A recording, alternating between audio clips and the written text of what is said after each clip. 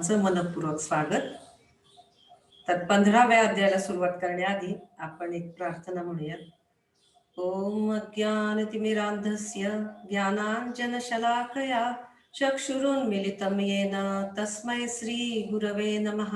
श्रीचैतन्य मनोभीष्टं स्थापितं येन भूतले स्वयं रूपः कदा मह्यं ददाति स्वपदान्तिकं.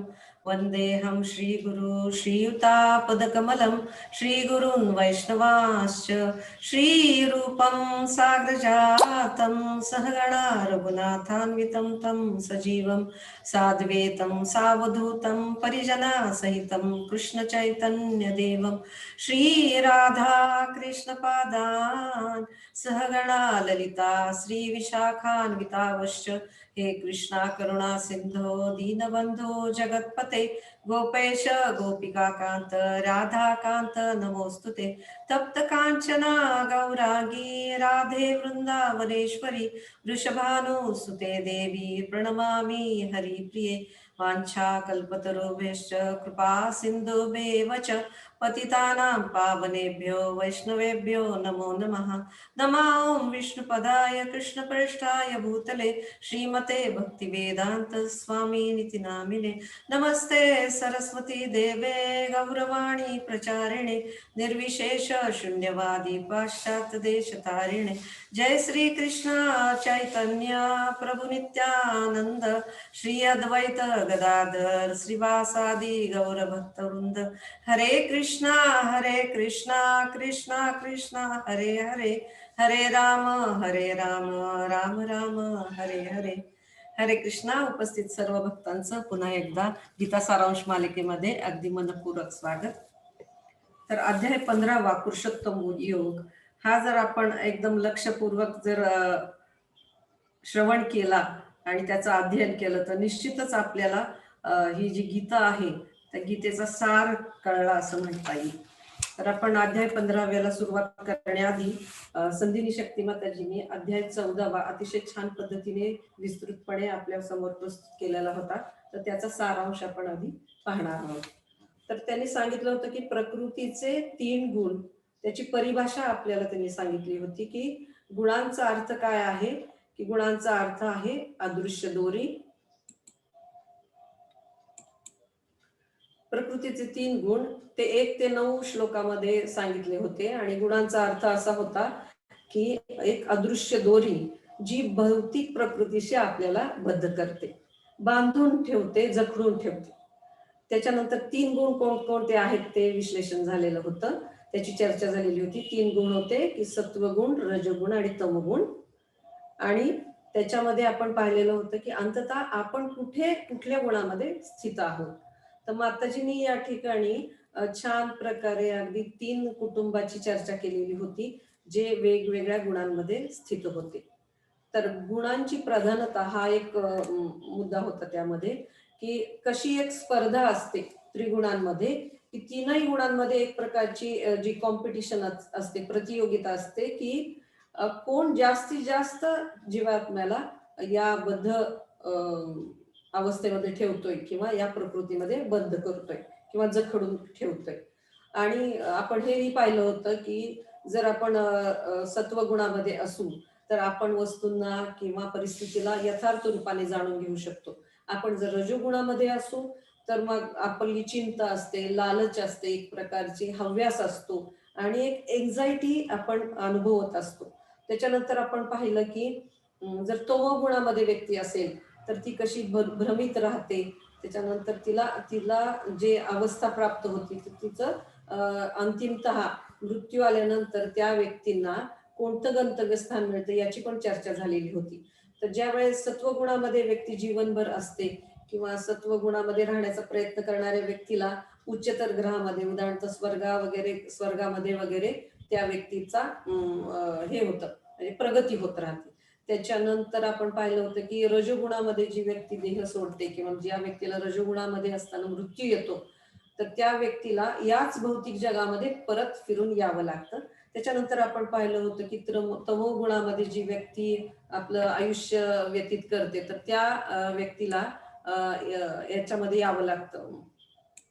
त्या व्यक्तीचं पतन होतं आणि ते निम्न लोकामध्ये पतन झालेलं आपण बघू शकतो. तर अशा पद्धतीने या अध्यायाबद्दल चर्चा झालेली आपण पाहिलेली होती.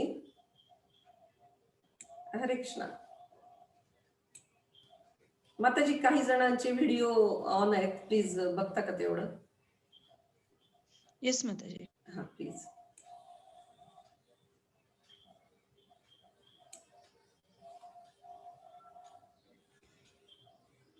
त्याच्यानंतर आपण पाहिलेलं होतं की या तीन गुणांना पार करणं कसं शक्य आहे. तर अर्जुनाने या ठिकाणी विचारलेला एक प्रश्न खूप अतिशय महत्वाचा होता की त्रिगुणांमध्ये एखादी व्यक्ती जखडून जाते भौतिक जगामध्ये आल्यानंतर, तर या तीन गुणांना पार करणं कसं शक्य आहे. तर त्याच्याबद्दल भगवंतांनी या अध्यायामध्ये चर्चा केलेली होती. त्यांनी असं सांगितलं होतं की या तीन गुणांच्या परे जाण्याचा, म्हणजे तीन गुणांपासून वरती उठण्याचा एक मार्ग आहे, तो म्हणजे भक्ती. जी व्यक्ती भक्तिमय सेवेचं आचरण करते आपल्या जीवनामध्ये, तर त्या व्यक्तीला ही अंतिमता जीवनामध्ये यश प्राप्ती होते आणि ती व्यक्ती अमृतपान करते. या तीनही गुणांच्या पलीकडे गेल्यानंतर, शुद्ध सत्वामध्ये गेल्यानंतर या व्यक्तीला भगवंताची प्राप्ती होत असते. भक्ती मार्गाने भगवत प्राप्ती होऊ शकते आणि अमृतपान ती व्यक्ती करू शकते. चला तर आपण अध्याय 15व्याकडे आपण आता वळणार आहोत. तर अध्याय 15व्याचं नाव आहे पुरुषोत्तम योग आणि त्याचे आपण त्याच्यामध्ये 4 विभाग केलेले आहेत. याच्यामध्ये एकूण 20 श्लोक आहेत. तर त्याचं 4 विभागामध्ये विभाजन केलेलं आहे. पहिला विभाग आहे घर की हॉटेल. तर 1 ते 5 श्लोकापर्यंत या मुद्द्यावरती आपण चर्चा करणार आहोत. त्याच्यानंतरचा जो विभाग आहे तो परमधाम. भगवंत या ठिकाणी त्यांच्या स्वधामाबद्दल अतिशय सुंदर रीतीने वर्णन करून सांगत आहेत. त्याच्यानंतरचा विभाग आहे 12 ते 15 श्लोकापर्यंत, तो पोषण करता. भगवंत आपले पोषण करता कसे आहेत हे आपल्याला या विभागामध्ये समजून घ्यायचं आहे. त्याच्यानंतर या तिन्ही विभागांचा सारांश आपल्याला भगवंतांनी या ठिकाणी दिलेला आहे. तर ते म्हणजे 16 ते 20 श्लोकामध्ये भगवंत आपल्याला पूर्ण अध्यायाचा सारांश देत आहे. तर आता असं हे टायटल देण्यामागचं कारण की एक वेगळ्या प्रकारचं ह्याला नाम दिलेलं आहे आपण की घर की हॉटेल. तर हे देण्यामागचं कारण असं आहे की एकदाच आपण हे समजून घेऊया की नेमकं आपण कोण आहोत आणि या भौतिक जगामध्ये आपण का आलेलो आहोत आणि आपली स्थिती काय आहे. हे एकदा आपल्या मनावरती बिंबलं तर त्याच्यानंतरची जी इमारत आहे, ह्या पाया आहे की आपण एक आत्मा आहोत, हा पाया आहे आणि त्याच्यावरती जी इमारत, भक्तीची इमारत आपण जी बांधणार आहोत, ती पाया जर सक्षम असेल तर त्याच्यावरतीची जी इमारत आहे ती चांगल्या पद्धतीने बांधली जाते, ती भक्कम राहते. म्हणून साठी आपण पहिल्यांदा हे समजून घेत आहोत जे की भगवद्गीतेचं प्राथमिक ज्ञान आहे की आपण एक आत्मा आहोत. त्याच्यामुळे इथे आपण हा मुद्दा जर आपल्याला व्यवस्थित समजला तर पुढचे सगळे मुद्दे आपल्याला छान पद्धतीने समजू शकतात. तर आपण बघतो की इथं हे जे नाव दिलेलं आहे ते थोडंसं वेगळं दिलेलं आहे. थोडंसं एक आपल्याला समजून येईल या उदाहरणावरून की नेमकं आपण कोण आहोत. तर आपण एखाद्या समजूयात की आपण ट्रिपला गेलेलो आहोत, की समजा गोव्याला गेलेलो आहोत आणि त्या ठिकाणी आपण 3 दिवस वास्तव्य करणार आहोत. तर तिथे गेल्यानंतर त्या हॉटेलमध्ये प्रवेश केल्यानंतर ती जी रूम आहे, ती जी खोली आहे, तर ती बघता क्षणी आपल्याला काही पसंत नाही पडली. त्या रूमचे आपल्याला भिंती नाही आवडल्या, भिंतीचा रंग नाही आवडला किंवा त्या भिंतीवरती जे फोटो फ्रेम लावलेले होते त्या पण आपल्याला पसंत नाही पडल्या. त्याच्यानंतर पडदे बघितले, त्याची डिझाईन नाही आपल्याला आवडली. तिथलं फर्निचर आहे तर त्याची जी रचना होती तर ती तुम्हाला विशेष पसंत नाही पडली. त्याच्यानंतर तिथलं फ्लोअर होतं तर त्याचा टेक्स्चर तुम्हाला आवडलेलं नाहीये. असं जर आपण बघितलं तर तुम्हाला एक प्रश्न आहे. तुम्ही मनातल्या मनात या गोष्टीचा विचार करा काही सेकंद की तुम्ही अशा ठिकाणी गेला आणि तुम्हाला त्या रूमची व्यवस्था, तिथली जी ठेवण आहे ती पसंत नाही पडली, रंग नाही पसंत पडला, तर तुम्ही असं कराल का हो की तिथला रंग बदलणार का तुम्ही किंवा तिथली जी फर्निचरची रचना होती ती बदलणार का, तिथले फोटो फ्रेम काढून तुम्ही आपल्या फॅमिलीचा फोटो तिथे लावणार का किंवा सगळ्या गोष्टींमध्ये पडदे बदलणार का, तर असं तुम्ही करणार का. तर निश्चितच उत्तर याचं नाही आहे, कारण आपण हा विचार करू की मी फक्त या ठिकाणी 3 दिवसापुरते आलेले आहे आणि नंतर मी माझ्या घरी जाणार आहे, ज्या ठिकाणी मी माझ्या आवडीप्रमाणे ते सजवलेलं आहे. तर आपण इथं असा विचार करणार का की थोड्या वेळासाठी आलोय तरी सुद्धा हे बदल करणं आवश्यक आहे. त्याचप्रमाणे आपण या शरीरामध्ये काही वर्षांसाठी आलेलो आहोत. आपला जो आत्मा आहे त्याने जे आपलं शरीर धारण केलेल्या आता ज्या शरीरामध्ये आपण राहत आहोत, तर त्याच्यामध्ये आपण किती काळ राहणार आहोत. काही जण 100 वर्ष राहतील, काही जण 80 वर्ष राहतील, काही जण 70 वर्ष राहतील, काही जणांचा कालावधी कदाचित कमी काळाचा असेल. तर हे आपण विचार करू शकतो या उदाहरणावरून. आणि आधीच आपल्याला या 84 लक्ष योनींमध्ये भ्रमण करून हा मनुष्य देह आपल्याला प्राप्त झालेला आहे, जो की अतिशय दुर्मिळ आहे. महत् प्रयासाने हा आपल्या महत् भाग्याने हा मनुष्य जन्म प्राप्त झालेला आहे. आणि आधीच खूप वेळ, खूप कालावधी यामध्ये आपल्याला गेलेला आहे. तर या ठिकाणी आपण हे बघू शकतो की आधी आपण हा वेळ घालवलेला आहे आणि आपण ह्या वेळ घालवलेला असल्यामुळे आता आपल्याला जे मनुष्य जीवन मिळाले तोही आपण व्यर्थ घालवायचा का, हा प्रश्न इथं उपस्थित होतो. तर आपण याच्यावरून हे समजून घेऊयात की त्या हॉटेलच्या खोलीची देखरेख करण्यामध्ये ज्याप्रमाणे वेळ आपण घालवत नाही, त्याचप्रमाणे हे जे मनुष्य शरीर मिळाले तर त्या शरीरासाठीची ज्या आवश्यक गरजा आहेत, ज्या आहेत त्या प्रमाणात, काही प्रमाणात पूर्ण करणे आपली गरज आहे, ते आहे, ते अमान्य नाहीये. पण जो आपला वेळ अनावश्यक जातोय की सगळ्या गोष्टींसाठी, आपण उदाहरणतः असं बघूयात की जे आपली आत्ताची मनस्थिती आहे ती अशा प्रकारची नाहीये की आपलं खरं शाश्वत घर आहे ज्या ठिकाणी आपण खरोखर आनंदाने निवास करू शकतो. अशा प्रकारची हे आपण विसरून गेलेलो आहोत. खरं असं एक शाश्वत घर आहे याची जाणीव आपण विसरून गेलेलो आहोत. आणि इथंच राहून आपण इथल्याच या हॉटेलवरती थांबून काही काळासाठी आलेलो आहात, तर तिथलंच आपण हे फर्निचर बदलण्याचं किंवा रंग देण्याचं काम जास्त मनावर घेतलेलं आहे. उदाहरणार्थ आपण बघतो की आपण इथल्या जे प्लॅनिंग करतोय इथल्या आयुष्यासाठी, प्लॅनिंग करणं वाईट नाही, त्याच्यामध्ये किती आपण स्वतःचा वेळ घालवतोय हे लक्ष देणं महत्वाचं आहे. त्याच्यासाठीची सतर्कता या उदाहरणावरून आपल्याला समजून येईल की आपण म्युच्युअल फंड मध्ये पैसे गुंतवतो, इथं नाही तर तिथं नोकरी बघतो, अजून आपल्याला धन कमवायचं असतं, त्याच्यानंतर अजून आपल्याला संपत्ती गोळा करायची असते वगैरे वगैरे वगैरे. याच्यामध्ये पैसे गुंतवा, त्या शेअरमध्ये पैसे गुंतवा, अशा रीतीने आपण इथंच गुंतून गेलेलो आहोत. आणि हे अनेक अनेक गोष्टींचं जे प्लॅनिंग आहे ते आपल्या शरीराशी संबंधित आहे. आपण जर नीट बारकाने विचार केला, इथं येणारे समस्या आणि इथं करतोय ते प्लॅनिंग, हे सगळं प्लॅनिंग आहे ना ते आपल्या शरीराशी संबंधित आहे. तर ही सगळी लिंक आपल्या शरीराशी संबंधित आहे आणि जे एका हॉटेलमधील खोलीप्रमाणे आहे, आता आपण जे बघितलं ते. आणि या भागात आपण पाहणार आहोत की भगवंत नेमके काय सांगत आहेत. भगवद्गीतेमधील 15व्या अध्यायामधील हा पहिला श्लोक आहे की या श्लोकामध्ये भगवंत या संदर्भात काय सांगत आहेत ते आपण नीट समजून घेणार आहोत. तर भगवंत या ठिकाणी सांगतायत,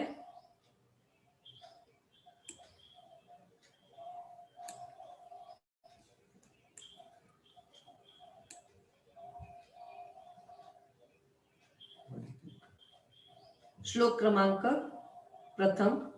श्री भगवान वाच ऊर्ध्वमूलमदशाखम् अश्वत्थं प्राहुरव्ययम् छंदांसी यस्य पर्णानि यस्तं वेद स वेदवीत.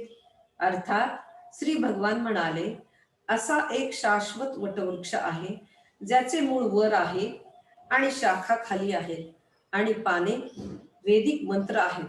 जो या वृक्षाला जाणतो तो वेदांना जाणतो. आता आपण हा जो श्लोक आहे तो अतिशय सुंदर आहे, तो आपण समजून घेण्याचा प्रयत्न करूयात. भगवंत सांगतायत की ऊर्ध्वमूल म्हणजे उलटा वृक्ष, शाश्वत वृक्ष पण आहे आणि हजारो लाखो वर्षांपासून याची मुळं वरच्या दिशेला आहे, त्याची पाने फांद्या त्या देखील उलट्या दिशेला आहेत. आणि असा वृक्ष आपण पाहिलेला नाही, परंतु आपण जर एका तलावाच्या काठी गेलो तर त्या ठिकाणी एक जर वृक्ष असतील तर त्या वृक्षांची प्रतिबिंब आपण पाण्यामध्ये पाहू शकतो जी उलटी पडलेली असतात. हो की नाही? असा वृक्ष आपण पाहिलेला असतो तलावाच्या काठाशी. तर त्याचा उपमा या ठिकाणी भगवंत देत आहेत. तर वृक्ष असतात, त्याचं प्रतिबिंब आपण पाण्यामध्ये पडते, ते उलट्या दिशेने दिसते आणि त्याची तुलना भगवंत या ठिकाणी करत आहेत. तर आपण जिथं भौतिक जगामध्ये राहतो ते या उलट्या वृक्षाप्रमाणे आहे. तर आपण प्रतिबिंब पाहतो, तर त्या प्रतिबिंबामध्ये आपण राहत आहोत. थोडक्यामध्ये भौतिक जग हे त्या प्रतिबिंबाप्रमाणे आहे. परंतु पाण्यातील प्रतिबिंब म्हणजे हे भौतिक जग आहे, इथं असं भगवंत उल्लेख करतात. तात्पर्यामध्ये प्रभुपाद अतिशय सुंदर रीतीने याचं विवेचन करताना दिसतात. पण अशी एक आपण हे बघावयास हवे की आध्यात्मिक जगत जे या वृक्षाची मूळ गोष्ट आहे, की मूळ वृक्ष ही अस्तित्वात आहे. ज्या अर्थी ह्या प्रतिबिंब रूपी जगत आपल्याला दिसतंय, वृक्ष आपल्याला दिसतोय, त्या अर्थी मूळ वृक्ष देखील अस्तित्वात आहे. आता आपण एखाद्या उदाहरणावरून समजून घेऊ शकतो की पाण्यामध्ये जे प्रतिबिंब पडले त्या झाडाचं, त्या वृक्षाचं, तर त्या वृक्षावरच्या फळांचं पण देखील प्रतिबिंब त्या पाण्यामध्ये असतं. तर एखादा पक्षी आहे आणि तो ह्या फळांकडे आकृष्ट झालेला आहे आणि ती फळं खाण्यासाठी तो पाण्यामध्ये जेव्हा सूर मारतो किंवा फळं खाण्यासाठी तो प्रयत्न करतो, तेव्हा ते प्रतिबिंब हलतं आणि त्या पक्षाला ती फळं चाखता येत नाही, म्हणजे तो फ्रस्ट्रेटेड होतो. त्याच प्रकारे या भौतिक जगामध्ये आपण जेव्हा सुखाची फळं घेण्याचा प्रयत्न करतो, त्याचा उपभोग घेण्याचा प्रयत्न करतो, त्यावेळेस ते आपल्याला मिळू शकत नाही, कारण हे प्रतिबिंब आहे. हे शाश्वत वृक्षाचं प्रतिबिंब आहे आणि हे मिथ्या आहे. ज्याप्रमाणे त्या पक्षाला फ्रस्ट्रेशन येऊ शकतं, त्याप्रमाणे आपण या जगामध्ये जेव्हा सुख शोधत असतो, तर त्या सुख शोधण्याच्या आपल्या प्रयत्नांमध्ये आपण अयशस्वी होतो आणि आपल्याला मनस्थिती आपली खाली होऊन जाते, डाऊन होऊ शकते, की आपल्याला फ्रस्ट्रेशन येऊ शकतं. तर कधी कधी आपण बघतो की आपल्या नात्यांमध्ये सुद्धा आपल्याला फ्रस्ट्रेशन येऊ शकतो, कारण आपल्याला केंद्रस्थानी आपण भगवंताला ग्राह्य धरलेलं नसतं. त्याच्यामुळं ह्या सगळ्या गोष्टी घडू शकतात आपल्या बाबतीमध्ये. तर आपण त्या पक्षाप्रमाणे आहोत, जशी आपण चर्चा केली, की जो या प्रतिबिंबातील फळे चाखण्याचा प्रयत्न करत आहोत. आणि जे काही जग आहे, पदम पदम विपदम नतेशा, हे जग आपत्तीने भरलेलं आहे. आपण त्या सगळ्यातून जातोच आहोत, कारण आपल्याला करोनाचं संकट आता आलेलं आहे. त्याच्यावरून आपल्याला कळू शकतं की किती अशाश्वत आहे, किती हे जग मिथ्या आहे आणि या ठिकाणी सदैव संकटांची मालिका आपल्या आयुष्यामध्ये चालू झालेली आहे. तर हे सगळ्यांच्या अनुभवाने आपण सांगू शकतो की कोणी या गोष्टीला नाकारणार नाही. तर कसे भगवंत त्यांच्या भक्तांच्या संघामध्ये येऊन आपल्याला खऱ्या अर्थाने आपण कसं सुखी बनू शकतो त्याबद्दलचं विवेचन आपल्याला करतात. तर इथं आपण हे जो शिकवण या श्लोकामधून घेऊ शकतो की इथं आपण बघू शकतो की आपण अनमोल शिकवण या ठिकाणी दिली जाते की आपण रिबूक खरेदी करण्यासाठी निघालो आहे आणि रिबूक घेऊन परतलो आहोत आणि इतकी फसवणूक आहे, इतकं मिथ्या जग आहे हे, की खरं काय आणि खोटं काय, म्हणजे असली की नकली हे समजून येऊ शकत नाही. आणि भगवंतांनी मात्र आपल्याला एक संधी दिली आहे की चला वास्तविक सत्याच्या दिशेने. हा दृष्टिकोन आपण भगवद्गीतेच्या अध्ययनामध्ये ठेवला तर आपल्याला या जगामध्ये काय आहे, हे जग कसं आहे आणि आध्यात्मिक जग कसं आहे ते आपल्याला समजून येऊ शकतं. या ठिकाणी अजून एक अनमोल शिकवण आपल्याला मिळतीये की जरी प्रतिबिंबाचे काही अस्तित्व नाही तरी देखील ते वास्तविकतेचे प्रमाण आहे, साक्ष आहे. त्याचप्रमाणे भौतिक जगत आध्यात्मिक जगताच्या अस्तित्वाचे सूचक आहे. आता आपण एक बघू शकतो की इथं समजा मी बसलेली आहे आणि माझ्या पुढे एक काचेचा टिपॉय आहे, तर त्याच्यामध्ये माझं पुसटचं का होईना रिफ्लेक्शन पडलेलं आहे. याचा अर्थ काय की इथं मी अस्तित्वात आहे, मी इथं बसलेली आहे, त्याच्यामुळं ते रिफ्लेक्शन खाली पडलेलं आहे त्या काचेमध्ये. त्याचप्रमाणे ज्या अर्थी प्रतिबिंब आहे, ज्या अर्थी भौतिक जगत आहे, त्या अर्थी त्याचा जो मूळ स्रोत आहे ते आध्यात्मिक जगत, ते सुद्धा शाश्वत आहे, ते उपलब्ध आहे. तर अजून एक शिकवण आपण ही पाहिली की प्रतिबिंबाचे काही अस्तित्व नसले तरी देखील वास्तविकतेचे ते प्रमाण आहे. त्याच्यावरून ते साक्ष आहे की भौतिक जगत हे आध्यात्मिक जगताच्या अस्तित्वाचे सूचक आहे. आता स्वतःला या प्रतिबिंबापासून मुक्त कसे करायला पाहिजे, तर या ठिकाणी भगवंत खूप छान पद्धतीने अर्जुनाला आणि अर्जुनाच्या माध्यमातून आपल्याला सांगत आहेत की आपण बघतो की आपल्याला उपाध्या मिळतात. उपाध्या म्हणजे पदव्या मिळत असतात दरवेळेस. तर आपण बघतो की आपण इथं या जगामध्ये आपण कोणीतरी म्हणतं आपल्याला, वाव तुम्ही किती सुंदर आहात, की लगेच आपण खुश होतो. त्याच्यानंतर कोणीतरी म्हणतं की how can I serve you, अशा पद्धतीने आपल्याला विचारणा होती. त्याच्यानंतर आपण कोणाचे तरी बॉस असतो किंवा कोणाच्या तरी अधिपत्याखाली कार्य करत असतो किंवा अनेक अनेक आपल्याला नातेसंबंधांमध्ये वेगवेगळे नात्यांची आपण संबंधित असतो. वेगवेगळ्या प्रकारच्या आपल्याला पदव्या मिळालेल्या असतात या जगामध्ये. आपल्या शिक्षणानुसार, आपल्या नातेसंबंधानुसार वेगवेगळ्या प्रकारच्या पदव्या मिळालेल्या असतात.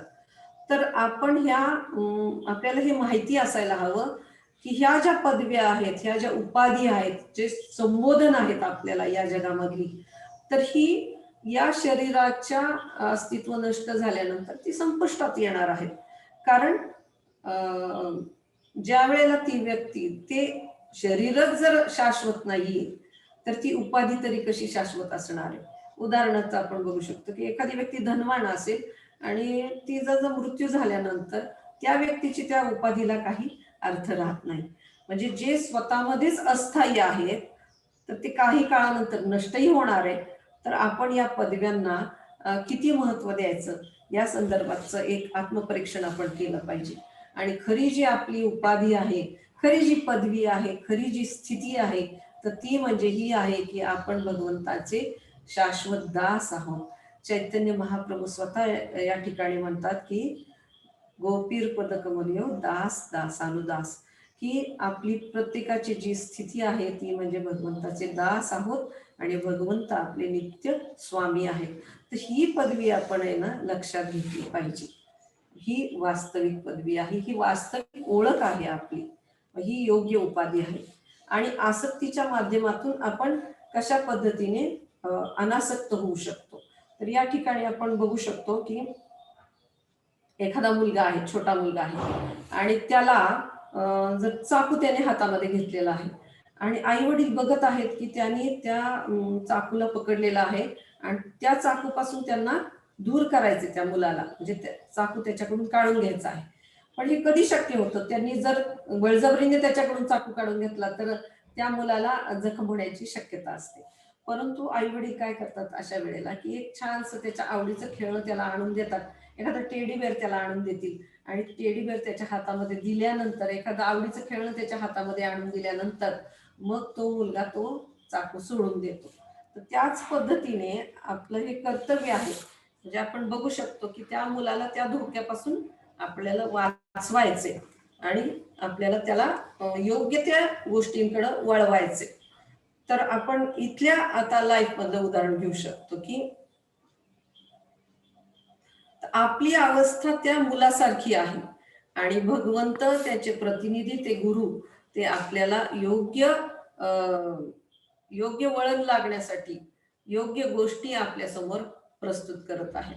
आता उदाहरणार्थ आपण हे पण बघू शकतो की आसक्तीच्या माध्यमातून आपण अनासक्त कसं व्हायचं. तर समजा फॉर एक्झाम्पल आपण दैनंदिन जीवनामधलं उदाहरण घेऊ शकतो की आपल्याला आता पिझ्झा खायची इच्छा झालेली समजा, आणि तो पिझ्झा खायचा आहे मला, पण मी असं पण करू शकते की मला जे आसक्ती निर्माण झाली आहे खाण्यासाठीची, तर ती आसक्ती मी भगवंताकडे वळवली, भगवंताला केंद्रस्थानी ठेवलं की मी घरी पिझ्झा बनवला आणि तो भगवंताला ऑफर केला, तुळशी पत्र ठेवलं आणि त्याच्यानंतर भगवंतांना नैवेद्य दाखवल्यानंतर तो प्रसाद मी ग्रहण केला.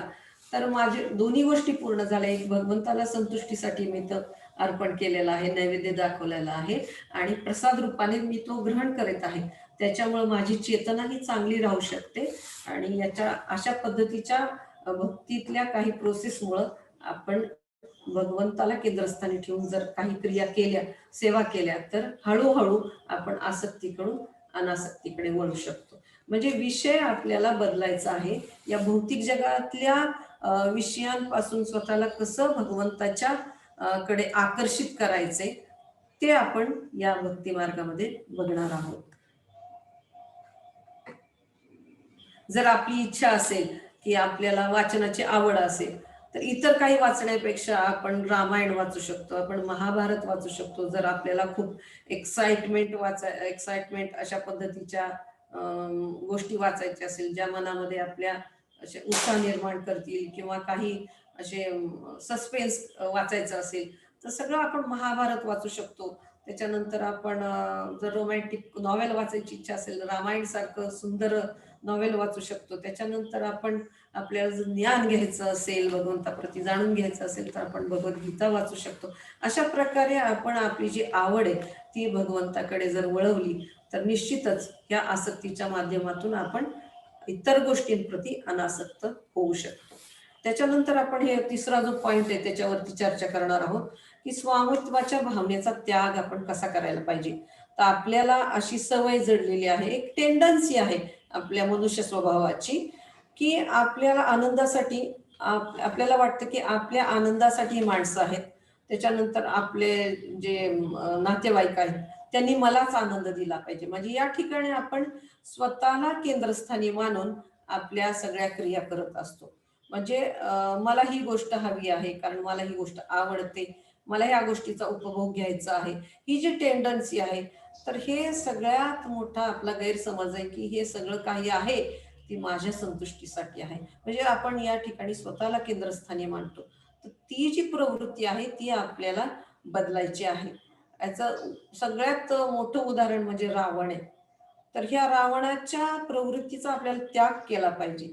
आता ह्या रावणाने काय केलं की भगवंताची अर्धांगिनी सीतादेवी यांचा भोग घेण्याचा प्रयत्न केला. आणि स्वतःला केंद्रस्थानी मानलं. त्याच्यामुळं त्याचा विनाश झालेला दिसून येतो. तर आपल्या हृदयामधली ही जी रावणाची भोग घेण्याची जी प्रवृत्ती आहे तिचा आपण त्याग केला पाहिजे, आणि भगवंतांना केंद्रस्थानी मानून सगळ्या क्रिया आपल्या जर केल्या जीवनामधल्या, ज्या दैनंदिन क्रिया आपण करत आहोत स्वतःसाठी, त्याच फक्त भगवंताला केंद्रस्थानी मानून केल्या, तर निश्चितच आपल्या हा जो ईश्वरी भाव आहे, स्वामित्वाच्या भावनेचा त्याग करायला निश्चितच आपल्याला मदत होऊ शकते. तर याच्यातून एक अनमोल शिकवण आपण घेत आहोत की निर्णय घ्या, स्वतःच्या मार्गाने जायचे आहे की भगवंतांनी सांगितलेल्या मार्गाला आपला मार्ग बनवायचा आहे. तर आपल्याला या ठिकाणी हा निर्णय घ्यायचा आहे की स्वतंत्र बुद्धी आपल्याला भगवंतांनी दिलेली आहे, की भगवंतांनी जे मार्ग सांगितले आहेत, गीतेमधले उपदेश जे भगवंतांनी केलेले आहेत, आध्यात्मिक जीवन प्राप्त करण्यासाठी आपल्याला ज्या ज्या सूचना भगवंतांनी या ठिकाणी दिलेल्या आहेत, किंवा प्रभुपादांनी तात्पर्यामध्ये खूप छान शिकवण आपल्याला जशी आहे तशी, भगवद्गीता जशी आहे तशी यामध्ये दिलेल्या आहेत. तर त्या मार्गानुसार आपल्याला जायचं आहे, की आपला मार्ग स्वतःच आपण जो बनवलेला आहे त्या मार्गाने जायचं आहे. तर भगवंतांनी सांगितलेला मार्गाला आपला मार्ग जेव्हा आपण बनवतो, त्यावेळेस मग आपले जीवन खऱ्या अर्थाने यशस्वी होऊ शकते. तर अजून काही अनमोल शिकवणी या अध्यायातून आपल्याला मिळत आहेत, की या भौतिक जगामध्ये सदैव आनंदी राहणे अशक्य आहे, भगवत धामच स्थायी समाधान आहे. तर आपण बघितलंय की किती आपण आनंद घेण्याचा प्रयत्न करत असतो, पण तो लगेचच शिळा होतो. आणि हा सगळ्यांचा अनुभव आहे. या जगामध्ये शाश्वत आनंद आपण घेऊ शकत नाही, कारण भगवंतांनीच हे जग निर्माण केलेलं आहे आणि भगवंतांनीच या जगाला स्टॅम्प मारलेला आहे की दुःखालयम अशाश्वतम. मागील काही अध्यायामध्ये आपण हे विस्तृतपणे याच्याबद्दल चर्चा केलेली होती की हे जग कसं अशाश्वत आहे आणि दुःखालय आहे. मग या ठिकाणी आपण आनंदाचा शोध घेतो आहोत, ज्या ठिकाणी आनंद म्हणजे फक्त दुःख नसण्याचा एक भास आहे. या जगामध्ये आनंद हा दुःख नसण्याची स्थिती आहे, आणि खरं आनंद जो आहे तो धामामध्ये आहे. आणि भगवत धामामध्ये कसं पोहोचायचं, हीच प्रोसेस सगळ्यात जास्त महत्वाची आहे, आणि तिचा अवलंब आपण कसा करायचा हे पुढील काही श्लोकांमध्ये आपण बघणार आहोत. याचं उदाहरण एक छोटंसं सांगता येईल जेणेकरून आपल्याला हे समजेल, की एक मनुष्य असतो, त्याची अंगठी हरवलेली असते आणि तो खूप शोधाशोध करत असतो. संध्याकाळ होऊन गेलेली असते आणि त्याच्यामुळं तो खूप चिंतित असतो. मग तो त्याची अंगठी जिथं हरवलेली असते, नदीच्या या किनाऱ्यावरती हरवलेली असते आणि तो पलीकडच्या बाजूला ज्या ठिकाणी म्युन्सिपाल्टीचे दिवे असतात त्या ठिकाणी बॅट घेऊन तो शोधत असतो. तर एक मनुष्य येतो की तो पाहतो की तुम्ही फार वेळ काय शोधत आहात. मग तो सांगतो माझी अंगठी हरवलेली आहे आणि ती मी शोधतोय. मग ते असं विचारतात की का बाबा तुमची अंगठी कुठं हरवली नेमकी. तर ते सांगतात की नदीच्या त्या पलीकडच्या किनाऱ्यावरती मी फिरत होतो, त्या ठिकाणी मला पडलेली आठवते फक्त. मग ते म्हणतात पलीकडच्या किनाऱ्यावरती अंगठी हरवली आहे आणि तुम्ही इथं का शोधत आहात. मग ते सांगतात इथं लाईट आहे म्हणून मी इथं शोधतो. त्याचप्रमाणे त्या मनुष्यासारखी आपली अवस्था आहे की आपण आनंद भगवत धामामध्ये जे आपल्या श्रीकृष्णांबरोबर अनुभवलेला आहे तो आनंद या भौतिक जगामध्ये जे प्रतिबिंब रूपी आहे त्या पक्षाप्रमाणे त्या फळांची आशा आपण करत आहोत आणि तो आनंद या ठिकाणी शोधत आहोत जे फक्त प्रतिबिंबच आहे. तर या ठिकाणी आपण एक अनमोल शिकवण पाहिली की भगवत धामच स्थायी समाधान आहे. तर आता दुसरा जो विभाग आहे त्या विभागाला आपण या ठिकाणी सुरुवात करत आहोत. तर दुसऱ्या विभागाचं नाम आहे परमधाम. भगवंत या ठिकाणी स्वतःच्या धामाबद्दल अतिशय सुंदर वर्णन करत आहेत. तर हा 6 ते 11 या श्लोकामध्ये भगवंताने परमधामाबद्दल त्यांच्या गोलोक धामाबद्दल खूप सुंदर रीतीने सांगितलेलं आहे. बघूयात आपण भगवंत काय सांगतायत. श्लोक क्रमांक 6. न तद्भासते सूर्यो न शशांको न पावकः यद्गत्वा न निवर्तन्ते तद्धामं परमं मम. अर्थात त्या माझ्या परमधामाला सूर्य, चंद्र तसेच अग्नी किंवा वीज प्रकाशित करीत नाही.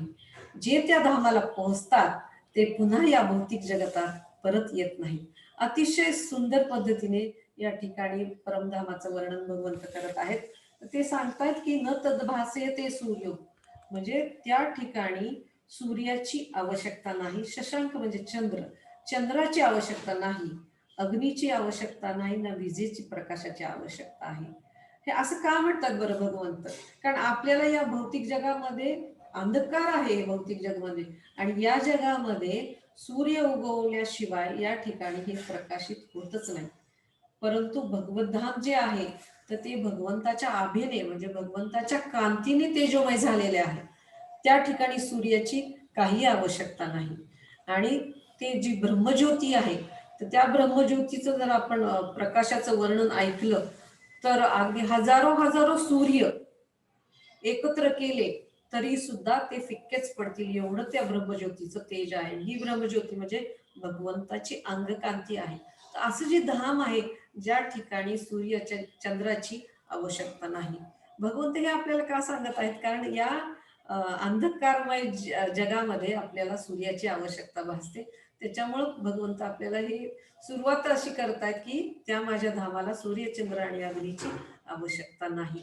आणि जो या धामामध्ये पोहोचतो तो फिरून या भौतिक जगामध्ये प्रतिबिंब रूपी जगामध्ये या अस्थायी जगामध्ये परत फिरून येण्याची त्याची इच्छा होत नाही. पुढे भगवंत सांगतायत की आपला जो लुप्त संपर्क झालेला आहे ममे वांशो जीवलोके जीवभूत सनातनः. इथं भगवंत सांगत आहेत की आपण भगवंतांचे शाश्वत अंश आहोत. आपण त्यांचे शाश्वत अंश आहोत. फक्त आपला भगवंताशी जो संपर्क आहे तो लुप्त झालेला आहे. तो संपर्क तुटलेला आहे. आपल्याला भगवंताचं विस्मरण झालेलं आहे कारण या भौतिक जगामध्ये आपण आलेलो आहोत. ज्याप्रमाणे पावसाचा थेंब शुद्ध असतो पण तो मातीत मिसळल्यानंतर गढूळला जातो त्याप्रमाणे आपण एक शुद्ध आत्मा आहोत पण या भौतिक जगामध्ये आपलं पतन झाल्यामुळे त्रिगुणांनी आपण बद्ध झालेलो आहोत. म्हणून भगवंत या ठिकाणी सांगतात की ममैव अंशो जीवलोके, तुम्ही माझे शाश्वत अंश आहात. आणि भगवंतच आपले स्त्रोत आहेत, ते आपले माता पिता आहेत. ज्याप्रमाणे आपण बघतो छोट्याशा उदाहरणावरून आपल्याला कळेल की ज्याप्रमाणे आपण फोनवर कधी कधी रेंज नसते, की आपण हे बघू शकतो की सिग्नल लॉस झालेला आहे, त्याच्यामुळे आपल्याला कोणाचाही आवाज ऐकू येत नाही. म्हणजे त्याच्यावरून आपल्याला लक्षात येतं की रेंज नाही, आपला सिग्नल लॉस झालेला आहे. अगदी त्याचप्रमाणे या ठिकाणी आहे की आपण या भौतिक जगामध्ये आलेलो आहोत आणि आपला जो संपर्क आहे तो आपला भगवंताशी असणारा संपर्क लुप्त झालेला आहे. म्हणून भगवद्गीता आपल्याला या ठिकाणी जाणीव करून देत आहे की तुम्ही माझ्या धामाकडे परत या, असं भगवंताचं हे आपल्याला एक म्हणतो ना आपण की पत्र आहे. भगवद्गीता हे आपल्या परमपित्याची पत्र आहे, जे संदेश आपल्याला गुरूंमार्फत ते आपल्यापर्यंत पोहोचवत आहे. तर याच्यातून आपल्याला अनमोल शिकवण मिळते की आपली वास्तविक ओळख काय आहे. आणि मी जी वास्तविक ओळख मगाशी आपण चर्चा केली की मी श्रीकृष्णाचा नित्य दास आहे, ही गोष्ट आपण जर फक्त जाणून घेतली की मी श्रीकृष्णांचा शाश्वत दास आहे आणि मी श्रीकृष्णांचा शाश्वत अंश आहे, ही जर गोष्ट आपल्या मनामध्ये बिंबली आणि ही गोष्ट जर आपण जाणून घेतली तर आपले जीवन खऱ्या अर्थाने आनंदमय बनेल. ही अनमोल शिकवण या तात्पर्यामध्ये प्रभुपाद अतिशय सुंदर रीतीने सांगता येईल.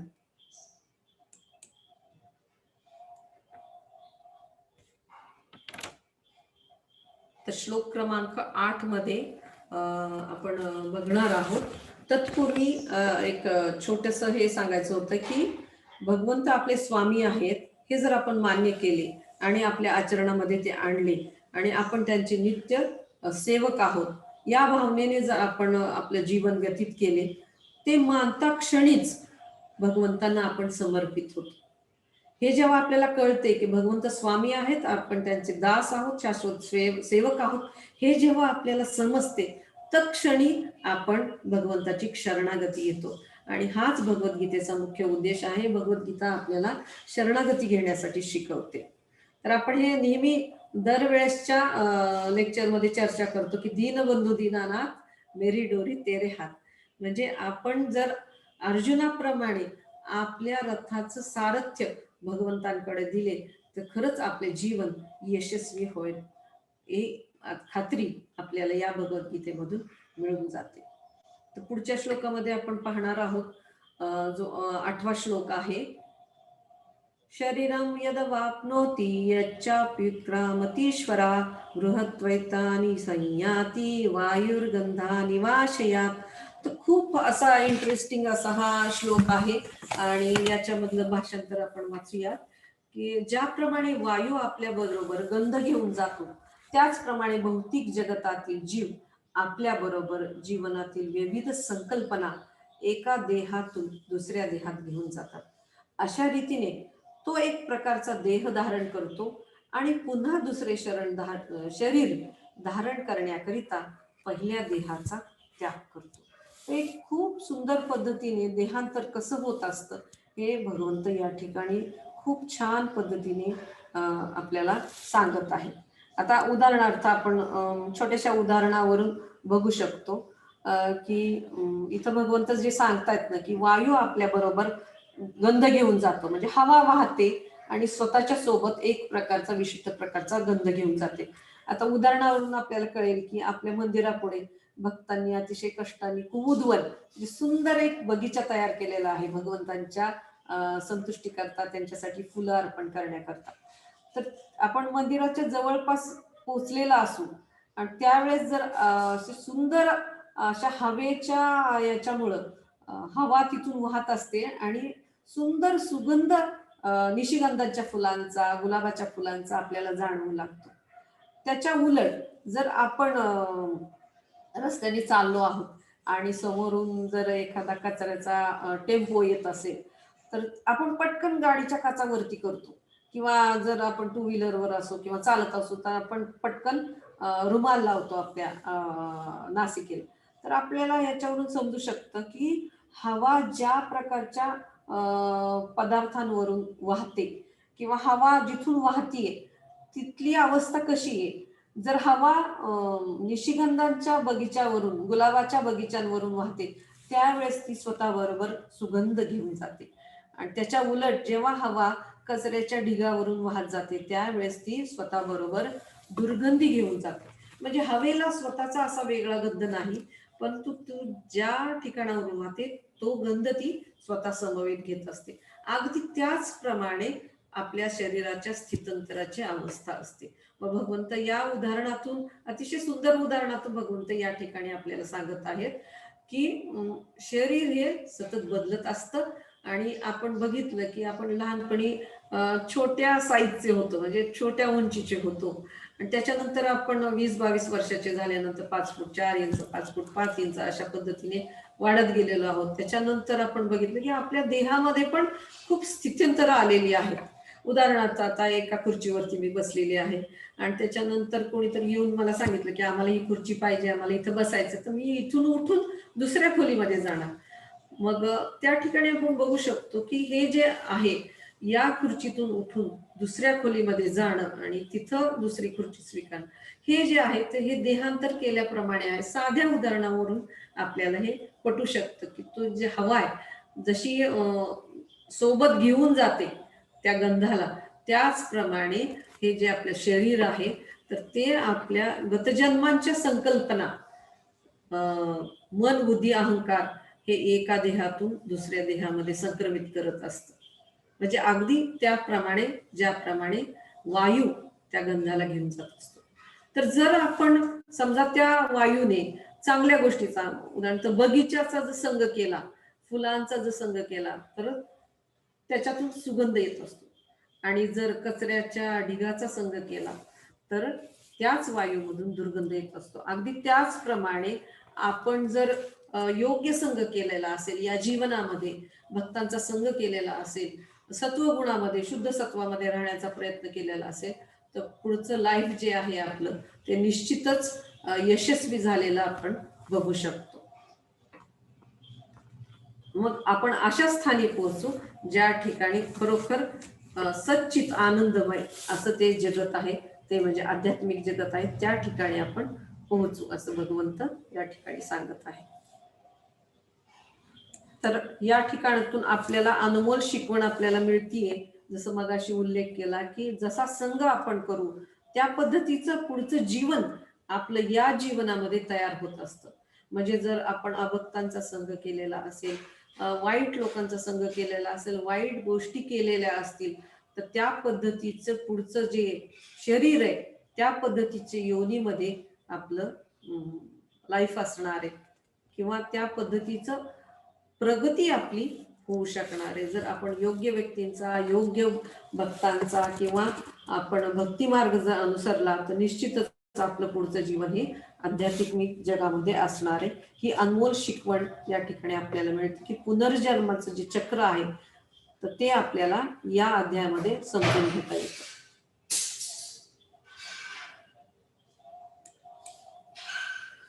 तर या ठिकाणी जी अनमोल शिकवण आहे ते लक्ष देऊन ऐकायला पाहिजे की या भौतिक जगामध्ये परिवर्तन अपरिहार्य आहे. आपण असे समजून घ्यायचे आहे की या परिवर्तनाने आपली प्रगती होत आहे की अधोगती होत आहे. थोडासा हा चिंतनाचा विषय आहे की आपण जी जीवनशैली अनुसरली आहे तर ती आपल्याला प्रगतीच्या मार्गावरती घेऊन जाणार आहे की आपली अधोगती होणार आहे. तर या ठिकाणी आपण बघू शकतो की आपल्याला आपण किती तयारी करत असतो की कुठल्या कुठल्या फंडामध्ये आपण पैसे गुंतवतो की आपल्याला म्हातारपणची योजना म्हणून साठी काही पैसे आपल्याला शिल्लक असायला पाहिजेत. भविष्याच्या चांगल्या भविष्यासाठी आपण पैशाची गुंतवणूक करतो. गुंतवणूक वाईट नाही, आपली ती प्रवृत्ती आहे की भविष्याबद्दल विचार करण्याचा. पण आपण केवळ या जन्माचा विचार करत आहोत की पुढच्या जन्मी आपण कुठल्या योनीमध्ये जाणार आहोत, त्या जन्मी आपण कुठल्या प्रकारच्या लोकांचा संग करणार आहोत, कुठल्या लोकांमध्ये आपल्याला जायचं आहे. आणि भगवंत या ठिकाणी गुरु महाराज आपल्याला या ठिकाणी काय सांगत आहेत त्याचा विचार करून आपण पुढच्या लाईफ बद्दल विचार करतोय का, हे आत्मचिंतन आपण केलेलं असलं पाहिजे. की आपल्याला ह्या जन्ममृत्यूच्या चक्रामध्ये अडकून राहायचंय की आपल्याला या भौतिक जगातले आहे क्लेश जन्ममृत्यू जरा व्याधी याच्यातून आपली सुटका करून घ्यायची. मग आपण हे आपल्या आचरणाने किंवा ज्या प्रकारची जीवनशैली आपण आत्मसात करत आहोत तर त्या जीवनशैलीने आपली प्रगती होणार आहे की आपली अधोगती होणार आहे, की निम्न योनीमध्ये आपल्याला कदाचित जन्माला जाणार आहोत. तर त्या पद्धतीचं एक विश्लेषण आपण केलं पाहिजे आणि योग्य तो मार्ग भगवंतांनी जो संदेश दिलेला आहे तर त्या मार्गाने आपण जाण्याचा प्रयत्न केलेला पाहिजे. तर श्लोक क्रमांक 15 मध्ये आपण बघणार आहोत की भगवंत या ठिकाणी सांगत आहेत की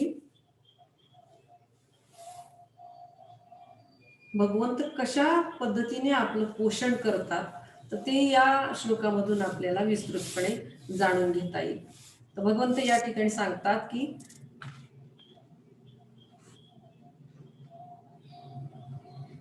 गामाविश्यच भूतानि धारयाम्यहमोजसा पुष्णामि चौषधी सर्वा सोमो भूत्वा रसात्मकः.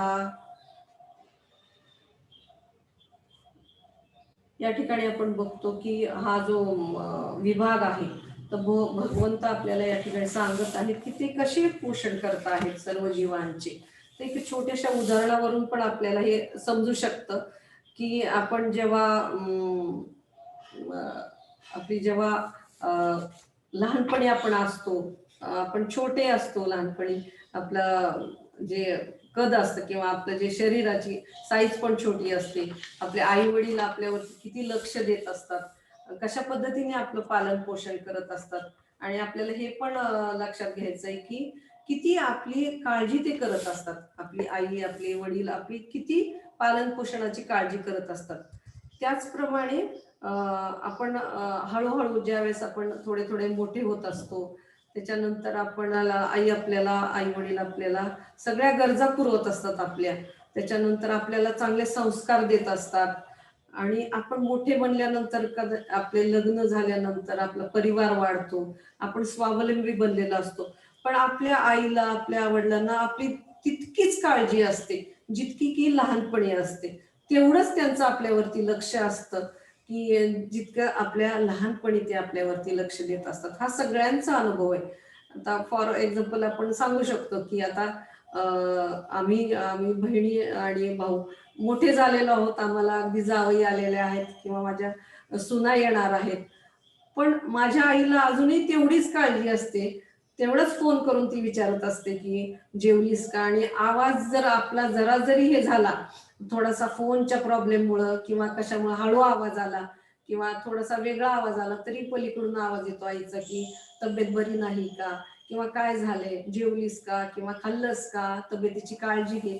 हे जे आहे आईचं प्रेम, हे या भौतिक जगामधलं भगवंताचं जे प्रेम आहे आपल्यावरती, तर त्याचा एक झलक आहे. त्या आईच्या प्रेमावरून आपल्याला हे समजून येऊ शकतं की भगवंत, आपण त्यांचे अंश आहोत. आपण त्यांचे ममाई अंश जे म्हणलेलं आहे भगवंतांनी, आपण त्यांचे अंश आहोत. आपले ते स्त्रोत आहेत, आपले ते माता पिता आहेत. तर ते आपले किती काळजी घेत असतील हे आपल्याला या काही नात्यांवरून आपल्याला समजू शकतं. आईच्या आणि मुलाच्या नात्यावरून आपल्याला हा अनुभव येऊ शकतो. तीच काळजी भगवंतांना आहे आणि भगवंतच आपले पोषण करत आहेत, भगवंतच आपले पालन करत आहेत. आणि ते केवळ या शरीरामध्ये काळजी घेतात असं नाही, तर आपण कोट्यावधी आपले जन्म झालेले आहेत. कधी आपण माशाच्या शरीरात मध्ये असू, कधी आपण पक्ष्यांच्या शरीरामध्ये असू, कधी वेगळ्या प्राण्यांच्या शरीरामध्ये असू, तर त्या प्रत्येक शरीरामध्ये भगवंतांनी आपली काळजी घेतलेली आहे. आपल्याला आवश्यक त्या गोष्टींचा पुरवठा भगवंतांनी आपल्याला केलेला आहे आणि भगवंत आपले खरे पोषण करते आहेत. तर आपण पाहूयात की भगवंत या 13व्या श्लोकामध्ये काय सांगत आहेत. तर भगवंत या ठिकाणी सांगतात की गामाविश्यच भूतानि धारयाम्यहमोजसा पुष्णामि चौषधी सर्वा सोमो भूत्वा रसात्मकः. अतिशय सुंदर श्लोक आहे. भगवंत या ठिकाणी सांगत आहेत की मी प्रत्येक ग्रह लोकात प्रवेश करतो आणि माझ्या शक्तीद्वारे ते आपल्या कक्षेत स्थित राहतात. मी चंद्र होऊन सर्व वनस्पतींना जीवन रसाचा पुरवठा करतो. तर आपण हे समजून घेऊयात की भगवंत या ठिकाणी काय सांगत आहेत. भगवंत या ठिकाणी स्वतः सांगत आहेत की मी सर्व ग्रह लोकांमध्ये प्रवेश करतो आणि त्यांच्या शक्तीद्वारे सगळे जे ग्रह लोक आहेत, जे आपल्याला फिरताना दिसतात, ते आपापल्या कक्षेमध्ये स्थित आहेत आधी आपण कधी बघितलं का हो की हा ग्रह त्या ग्रहाला धडकलेला आहे? नाही. भगवंताची परफेक्ट योजना आहे सर्वत्र आणि त्याची अंमलबजावणी होताना आपल्याला दिसत आहे की ते आपापल्या कक्षेमध्ये हे ग्रह तारे फिरताना आपल्याला दिसतात आणि भगवंतच चंद्र होऊन सर्व वनस्पतींना जीवन रसाचा पुरवठा करतात. तर या ठिकाणी एक उल्लेख करण्याची इच्छा आहे की एक वेगवेगळ्या प्रकारचं संशोधन झालेलं होतं आणि त्या संशोधनामध्ये काय निष्कर्ष निघाला, हे फार इंटरेस्टिंग गोष्ट आहे की एक रिसर्च झाला आणि चंद्राचे कृष्ण पक्ष आणि शुक्ल पक्ष आपण जे मान्य करतो तर त्याच्यावरती हे जे वनस्पतींमध्ये जे वेगवेगळी चव असते, स्वाद असतो, तर तो त्या चंद्राच्या प्रकाशामुळे आलेला असतो. हे रिसर्च मधनं सिद्ध झालेलं आहे आणि भगवंत इथं इंडिकेशन देत आहेत की मी चंद्रमा बनून समस्त वनस्पतींना जीवन रस प्रदान करतो. येथे आपण पाहूया की कसे नाना प्रकारचे विविध प्रकारचे खऱ्या अर्थाने वेगवेगळे हे जे चक्र आपण बघतो किंवा वेगवेगळ्या वनस्पती आपण बघतो की हे ज्या वेगवेगळ्या वनस्पतींना वेगवेगळी चव आपण बघतो, त्यांचं पोषण जरी एका जमिनीतून एकाच सूर्यप्रकाशाखाली चंद्रप्रकाशाखाली होत असतं तरी सुद्धा ते जे वनस्पतींचा स्वाद वेगळा असतो, त्यांची चव वेगळी असते, त्यांचा रंग रूप वेगळा असतो, त्यांचा सुगंध वेगळा असतो. भगवंत या ठिकाणी सांगतात की मी चंद्रमा बनून त्या वनस्पतींचं पोषण करीत आहे. मग खऱ्या अर्थाने ते आपले पोषण करत आहे. तर हे 12 ते 15 या श्लोकामध्ये आपण बघत आहोत. तर पुढचा एक आपण श्लोक बघूया की भगवंत शरीराचे पोषण करता कसे आहेत, तर ते आदित्य गतम तेजो, सूर्याचे तेज व प्रकाश प्रदान करतात. आपण जर भगवद्गीतेमध्ये विस्तृतपणे वाचलं तर आपल्याला या ठिकाणी समजून येईल, तात्पर्यामध्ये पण समजून येईल की वेगवेगळ्या प्रकारची जी चक्र आहेत, म्हणजे कार्बन चक्र, त्याच्यानंतर फॉस्फरस चक्र, नायट्रोजन चक्र, त्याच्यानंतर जलचक्र, ऑक्सिजन चक्र, ही जी भौतिक प्रकृतीमध्ये घडताना आपल्याला दिसतात सर्वत्र, तर हे सुद्धा चक्र किती परफेक्टली काम करत आहेत त्यांची त्यांची आपापली. कारण पाऊस पडतो जेव्हा समुद्राची वाफ वरती जाते ढगांमध्ये, त्याच्यानंतर मग ढग ते पाण्याच्या रूपामध्ये ते परत करतात. म्हणजे हा जो पाऊस पडतो, हे जे पर्जन्य चक्र आहे, त्याचा अनुभव आपण घेत असतो की हवेमध्ये कसं नायट्रोजनचं प्रमाण असतं, कार्बन डायऑक्साईडचं प्रमाण असतं. हे सगळ्या गोष्टीचं जे आहे तर ते भगवंत या सगळ्या गोष्टी प्रोव्हाइड करत असतात. तर इथं जर सूर्य जर उगवलाच नाही तर काय घडेल याची आपल्याला कल्पना आपण करू शकत नाही. तर सूर्याचं तेज आणि प्रकाश जे आहे तर ते भगवंत प्रदान करत असतात, जे की सर्वांच्या पालन पोषणाकरता आवश्यक आहे.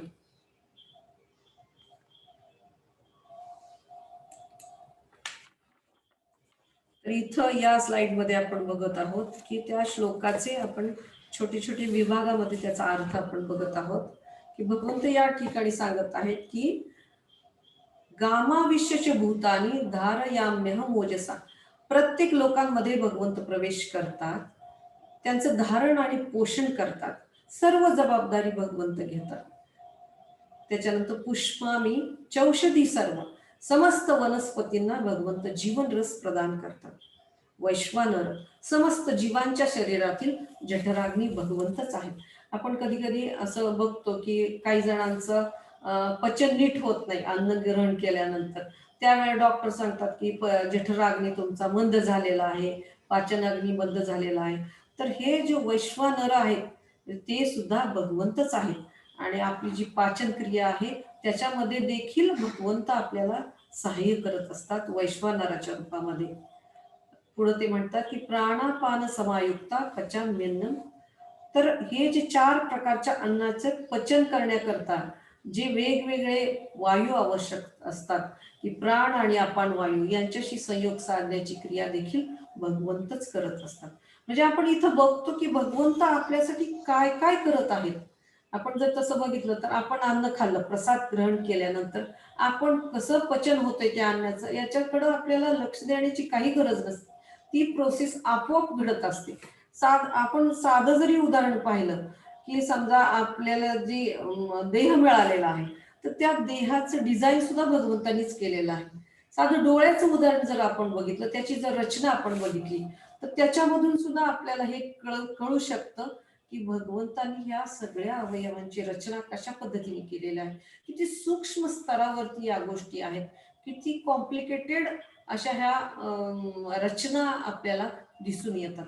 तर आपण बघू शकतो की जर आपल्याला लांबचं बघायचं असेल किंवा त्यावेळेस वेगळा एखाद्या कॅमेरावरून आपण हे जाणून घेऊ शकतो. त्या कॅमेरामध्ये तशी ऑटोमॅटिक प्रोसेस असते. त्याचप्रमाणे आपल्याला दूरचं जर बघायचं असेल तर आपले डोळे आपोआप तसा कटाक्ष टाकतात. त्याच्यानंतर जवळचं बघायचं असेल तर त्या पद्धतीचे चेंजेस आपल्या नेत्रांमध्ये होत असतात. त्याच्यावरून आपल्याला हे कळू शकतं की आपल्याला जे शरीर मिळालेलं आहे त्याची जी कॉम्प्लिकेटेड रचना आहे, त्याच्या संदर्भात ज्या आवश्यक गोष्टी आहेत त्या सुद्धा भगवंत आपल्याला प्रोव्हाइड करत असतात. त्याच्यावरून भगवंत आपले कशा पद्धतीने पालन पोषण करतात त्याची आपल्याला कल्पना येऊ शकते. तर याच्यावरून एक अनमोल शिकवण आपल्याला घ्यायची आहे की श्रीकृष्णांवर पूर्णपणे निर्भर राहून पूर्णपणे अवलंबून राहण्याची जाणीव आपल्या हृदयामध्ये विनम्रता आणि कृतज्ञता प्रकट करते. तर या गोष्टींवरून आपल्याला कळेल की किती गोष्टींमध्ये भगवंत आपल्याला एक संरक्षण प्रदान करत असतात. आपलं पालन पोषण तेच करत असतात. आपलं जीवन चांगलं चालावं यासाठी हे जग जे निर्माण केलेलं आहे भगवंतांनी, इथं ऑक्सिजनचा पुरवठा केला जातो, पाणी उपलब्ध केलेलं आहे, अन्न उपलब्ध केलेलं आहे, वेगवेगळे स्वाद उपलब्ध केलेले आहेत. तर भगवंताशिवाय आपल्या जीवनाची आपण क्षणभरही कल्पनाही करू शकत नाही. तर हे जेव्हा आपण लक्षात घेतो आणि भगवंतावरती पूर्णपणे अवलंबून असतो, आपण भगवंतांवरती अवलंबून आहोत, ही जर आपल्याला जाणीव झाली तर आपल्या हृदयामध्ये त्यांच्या प्रती विनम्रता आणि कृतज्ञता आपोआपच निर्माण होते.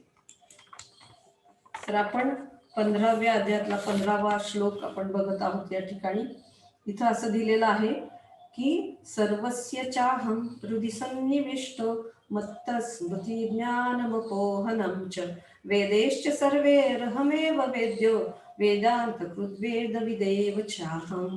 अर्थात मी प्रत्येकाच्या हृदयामध्ये स्थित आहे आणि माझ्यापासूनच स्मृती, ज्ञान आणि विस्मृती होतात. या श्लोकामध्ये आपण बघतोय की भगवंत या ठिकाणी सांगतात की मी प्रत्येकाच्या हृदयामध्ये परमात्मा रूपाने स्थित आहेत. त्यांच्यापासूनच स्मृती, ज्ञान आणि विस्मृती आपल्याला मिळत असतात. आणि सर्व वेदांमध्ये जाणण्यायोग्य असे जे आहेत ते भगवंतच आहेत. निस्संदेह भगवंतच वेदांचा संकलक आहेत आणि वेदांचे ज्ञाताही भगवंतच आहेत. आता आपण या ठिकाणी बघू शकतो की भगवंतांनी ही जे आपल्याला प्रदान केलेलं आहे, ज्ञान प्रदान केलेलं आहे, तर गेल्या काही आपण अध्यायामध्ये पाहिलेलं आहे की अनंगोपी माताजींनी किंवा संदिनी शक्ती माताजींनी काही अध्यायामध्ये ह्याचा उल्लेख केलेला आहे की मत्त स्मृती ज्ञान व पोहनांचे हे जे आपण बघतोय की ज्ञान दिलेलं आहे, तर ते जे ज्ञान आहे ते भगवंतापासूनच आपल्याला मिळत आहे.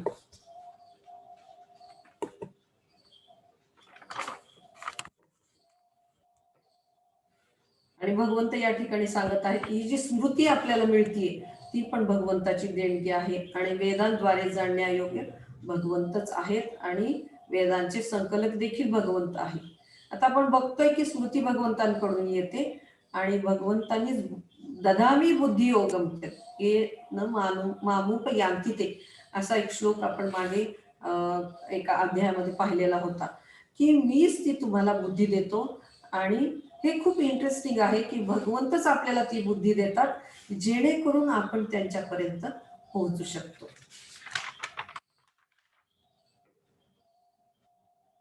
आणि इथं आपण बघू शकतो पुढच्या स्लाइडमध्ये की आपल्याला मिळालेली विस्मृती देखील भगवंताची दया आहे, भगवंताची अनुकंपा आहे, जी आपल्याला अनेक गोष्टींपासून, त्रासांपासून वाचवते. तिथं आपण बघतोय की काही गोष्टी ज्या आपल्याला त्रासदायक असतात, ज्यांच्या आठवणीने आपल्याला हृदयाला त्रास होतो, आपल्याला दुःख प्राप्त होतो, तर त्या गोष्टींचा विसर पाडण्याची जी आपल्याला देणगी भगवंताकडून मिळाली, त्याच्यामुळं काही प्रमाणामध्ये आपलं जीवन हे सुसह्य होतं. त्यामुळं ही जी विस्मृती भगवंताने आपल्याला दिलेली आहे, तर ती सुद्धा भगवंताची आपल्यावरील जीवांवरील अनुकंपा आहे. त्याच्यामुळं अनेक कष्टांपासून, अनेक त्रासांपासून आपण वाचत आहोत.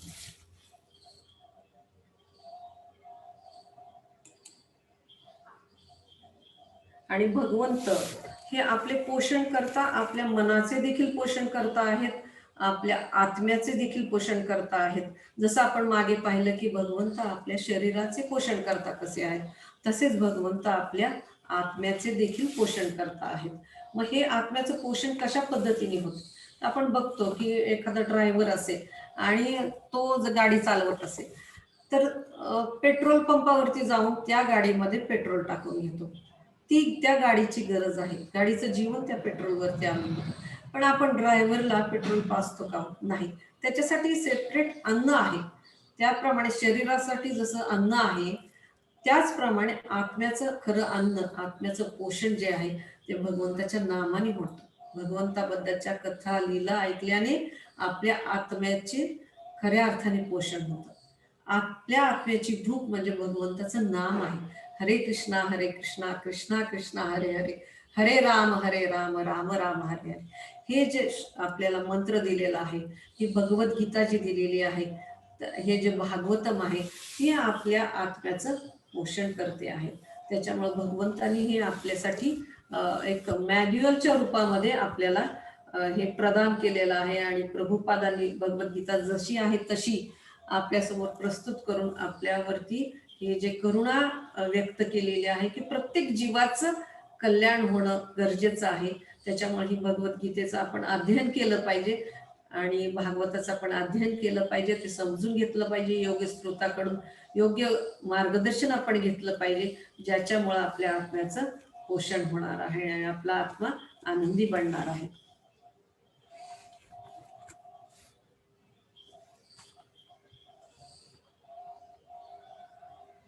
आता इथं आपण एक उल्लेख केलेला होता की भगवद्गीता हे आपल्या जीवनाचं मॅन्युअल आहे. कारण आपण एखादी वस्तू घेतो, समजा फ्रीज घेतला, टीव्ही घेतला, त्याच्यानंतर वॉशिंग मशीन घेतला, तर त्याच्यासोबत एक युजर मॅन्युअल येतं की ही वस्तू आपण कशा पद्धतीने वापरायची आहे. तर भगवद्गीता जी आहे, आपल्याला जे मनुष्य जीवन मिळालेलं आहे, ते कशा पद्धतीने आपण व्यतीत केलं पाहिजे, जेणेकरून आपण आपल्या आपल्या खऱ्या गंतव्याकडे म्हणजे खरं परमसिद्धी या जीवनामध्ये आपण प्राप्त करू शकू, खऱ्या अर्थाने आपले मनुष्य जीवन यशस्वी करू शकू. तर ते जाणून घेण्यासाठी भगवद्गीता आणि भागवतम हे भगवंतांनी आपल्याला प्रदान केलेलं आहे. तर ते आपण निश्चितच जाणून घेतलं पाहिजे आणि त्यानुसार आपलं जीवन व्यतीत केलं पाहिजे. आणि आपण यासाठी हा निश्चय केला पाहिजे की आपण या मार्गाने, आध्यात्मिक मार्गाने भगवंतांनी जे संदेश दिलेले आहेत त्या संदेशाने आपण ग्रहण केलं पाहिजेत आणि त्यानुसार आपलं जीवन व्यतीत केलं पाहिजे. तर या ठिकाणी आपण बघतो की भगवंतांनी आपल्याला कशा पद्धतीने एक प्रेमपूर्वक, काळजीपूर्वक आपल्या शरीराचं पोषण तेच करतायत, आपल्या मनाचं पोषण तेच करतायत, त्याच्यानंतर आपल्या आत्म्याचं पोषण करण्यासाठी सुद्धा, आपल्या चेतनेचा विकास करण्यासाठी सुद्धा गीता भागवतम आपल्याला ते गुरूंमार्फत प्रोव्हाइड करत आहेत.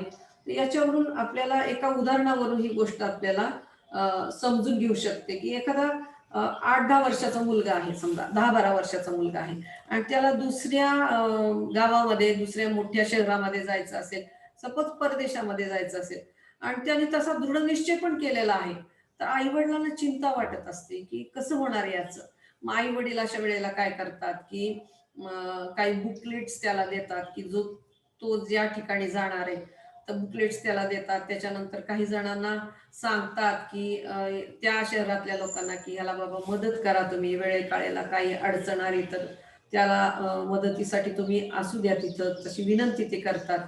त्याच्यानंतर हेही बघतात की कशा पद्धतीने याची तिथली वास्तव्य योग्य पद्धतीने व्हावं म्हणून साठी आई वडील खूप आपली काळजी घेत असतात.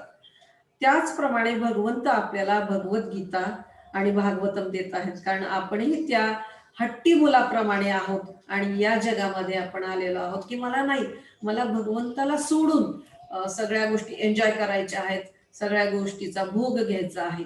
तर त्या हट्टापायी आपण भगवंतापासून दूर दूर आलेलो आहोत.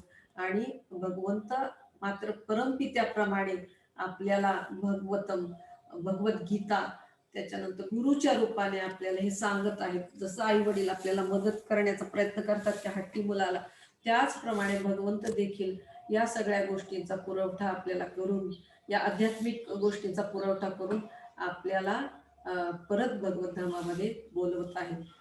तीच काळजी आहे भगवंतांना की हे जे माझ्यापासून दूर गेलेले लोक आहेत, माझं विस्मरण त्यांना झालेलं आहे, त्यांना माझं स्मरण व्हावं आणि परत त्यांनी माझ्या धामाकडे, आपल्या स्वतःच्या धामाकडे यावं, ही भगवंताची तळमळ आहे. खरं बघायला गेलं तर हा अध्याय म्हणजे एका प्रेमळ पित्याची हाक आहे. आपल्याला या अध्यायाच्या अध्ययनानंतर ही जर जाणीव झाली तर निश्चितच आपला जे अध्याय वाचणं आहे त्याचं अध्ययन करणं ते यशस्वी झालं असं म्हणता येईल. तर आपण याच्यातून एक बघू शकतो की भगवंताचं जे प्रेम आहे जीवांवरचं, त्याचा जो अनुभव आपण या श्लोकांमधून, या अध्यायामधून घेऊ शकतो. की आपण जेव्हा असा अनुभव आपल्याला या जगामध्ये येत असतो की आपण जेव्हा कोणाची भलाई करतो, कोणासाठी चांगलं कार्य करतो, तेव्हा आपल्याला ना प्रशंसेची आवश्यकता वाटते. तेव्हा आपण अपेक्षा करतो की मी ह्याच्यासाठी हे हे केलेलं आहे ना, ते आपण लक्षात ठेवतो. जरी तो माणूस विसरला तरी आपल्या लक्षात असतो की मी ह्याच्यासाठी काय केलेलं आहे. आणि अशा वेळेला आपण प्रशंसेची अपेक्षा करतो. जेव्हा इतर कोणी आपल्यासाठी चांगलं कार्य करतं, तेव्हा मात्र आपण असं म्हणतो की नाही, ते त्याचं कर्तव्यच होतं म्हणून. ही आपली प्रवृत्ती आहे या भौतिक जगामध्ये. पण बघा, भगवंत आपल्यासाठी एवढं सगळं काही करत आहेत, ते कशा पद्धतीने आपलं पालन पोषण करत आहेत, आपली काळजी घेत आहेत, तर ते आपल्याकडून करत असताना देखील कसलीच अपेक्षा ते ठेवत नाहीत आपल्याकडून. तर हेच भगवंताचं निस्वार्थ प्रेम आहे या जीवांप्रती. त्याच्यामुळे आपण हे समजून घेतलं पाहिजे की भगवंत किती प्रेमाचे स्रोत आहेत आणि ते आपल्याला ह्या सगळ्या गोष्टी प्रोव्हाइड करून आपल्याला परत जे आपल्याला विस्मरण झालेलं आहे भगवंताचं, आणि आपण या जगामध्ये एवढी दुःख आणि यातना भोगत आहोत, तर त्या दुःख आणि यातनांपासून आपली सुटका व्हावी आणि आपल्याला योग्य ते संदेश आपल्यापर्यंत पोहोचवतायत की जेणेकरून आपण परत जाऊ देवाची या गावा, घेऊ तेथेच विसावा. यासाठी भगवंत गुरु रूपामध्ये भगवद्गीतेच्या संदेशामध्ये किंवा भागवताच्या संदेशामध्ये आपल्याला मदत करत आहेत.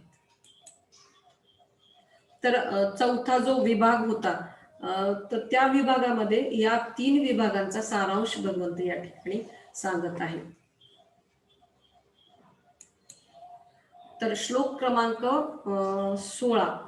तर हे जे 16, 17 आणि 18 हे जे श्लोक आहेत, तर या विभागामध्ये आपण बघणार आहोत की ज्याला गीतेचा सारांश म्हटलं जातं, तर ते जे 3 श्लोक आहेत ते सारगीता असं ज्याला म्हटलं जातं. तर ती गीता आपण या ठिकाणी पाहणार आहोत की हे 3 श्लोक अतिशय महत्वाचे आहेत. तर या ठिकाणी सांगितलंय की भगवंत काय सांगतात आपण बघूया. द्वामिमो पुरुषो लोके क्षराश्चर एव च क्षरात सर्वाणि भूतानि कूटस्थो अक्षर उच्यते. याचा अर्थ की च्युत आणि अच्युत अक्षर म्हणजे असे जीवांचे 2 वर्ग आहेत आणि भौतिक जगतात सर्व जीव च्युत म्हणजे क्षर असतात आणि आध्यात्मिक जगतात प्रत्येक जीवाला अच्युत म्हणजे अक्षर असं म्हटलं जातं. या ठिकाणी आपल्याला चौथ्या विभागामध्ये ह्या गोष्टीचं स्पष्टीकरण होत आहे की आपण कोण आहोत, की आपण जे जीवात्मा आहोत तर ते कशा पद्धतीने च्युत आहोत म्हणजे, आणि जे शुद्ध भक्त आहेत भगवंतांचे ते कसे अक्षर आहेत. तर या 2 जीवात्म्यांमधील भेद आपल्याला या अध्यायामध्ये कळणार आहोत. या अध्यायामध्ये आपल्याला कळणार आहे, या श्लोकामध्ये आपण हे जाणून घेणार आहोत. तर या ठिकाणी असं दिलेलं आहे की आपण मागे पण काही अध्यायामध्ये पाहिलं होतं की आपण चुका करतो. या भौतिक जगामध्ये आपण आलेलो आहोत तर आपण चुका करतो. त्याच्यानंतर आपण भ्रमामध्ये राहत असतो आणि त्याच्यानंतर आपण अपूर्ण इंद्रिय आहेत आणि वारंवार आपली जी टेंडन्सी असते ती प्रमाद करण्याकडे असते. तर आध्यात्मिक जगामध्ये जे भगवंताचे जे भक्त आहेत किंवा ज्यांना अच्युत असं म्हटलं जातं, अक्षर आहेत, तर ते चुका करत नाहीत. त्यांच्यामध्ये आणि आपल्यामध्ये हा मुख्य भेद आहे की ते कसल्याही प्रकारच्या चुका करत नाहीत. परंतु हे दोन्ही देखील भगवंतच या दोघांचे स्रोत आहेत. हे भगवंताचेच अंश आहेत आणि भगवंतच हे आपले परमपिता मूळ स्रोत आहेत. तर त्याच्यामुळं भगवंताच्या परिवारामध्ये आपण देखील कशा पद्धतीने प्रवेश करू शकतो तर ते या श्लोकांमध्ये आपण बघणार आहोत. त्याच्यामुळे हे जे त्रिश्लोकी भगवद्गीता म्हटलं जातं या 3 श्लोकांना, तर ते अतिशय लक्षपूर्वक आपण श्रवण केलं पाहिजे आणि त्याचं अध्ययन केलं पाहिजे. आणि प्रभुपादांनी जे भगवद्गीता जशी आहे तशी, तर त्या भगवद्गीतेमध्ये त्याची तात्पर्य आपण जर लक्षपूर्वक वाचली आणि त्याचं अध्ययन केलं तर निश्चितच आपल्याला हे कळून येईल की आपली अवस्था या ठिकाणी कशा पद्धतीची आहे आणि आपल्याला भगवत धामामध्ये प्रवेश करण्यासाठी भगवंत कसे प्रवृत्त करीत आहेत. आणि हे जे च्युत जीव आहेत म्हणजे क्षर जीव आहेत, हे जे जीवात्मा आहेत, त्यांचं पतन झालेलं आहे या भौतिक जगामध्ये, त्यांचं सुद्धा प्रगती होऊन आध्यात्मिक जगामध्ये कशा पद्धतीने प्रवेश करू शकतात ते या ठिकाणी आपल्याला समजू शकतं. तर जीवात्मे आता आपण पाहिले की 2 प्रकारचे आहेत. च्युत म्हणजे भौतिक जगतात स्वतंत्रपणे भोग करण्याची इच्छा करणारे, त्याच्यामुळंच त्या प्रवृत्तीमुळंच त्यांचं आध्यात्मिक जगामधून खाली आलेले आहेत. भगवंताशी एक द्वेष केल्यामुळं आणि भगवंताबरोबरचं नातेसंबंध विसरल्यामुळं. आणि अच्युत म्हणजे सदैव श्रीकृष्णांच्या संगतीची ज्यांना सदैव आशा आहे, ज्यांचं भगवत धामामध्ये ते निवास करत आहेत. तर ह्या अच्युत आणि अच्युत असे 2 प्रकारचे जीवात्मे आपण आता पाहिले. त्याच्यानंतर आपण बघत आहोत की 18वा श्लोक. पण या श्लोकामध्ये आपण बघणार आहोत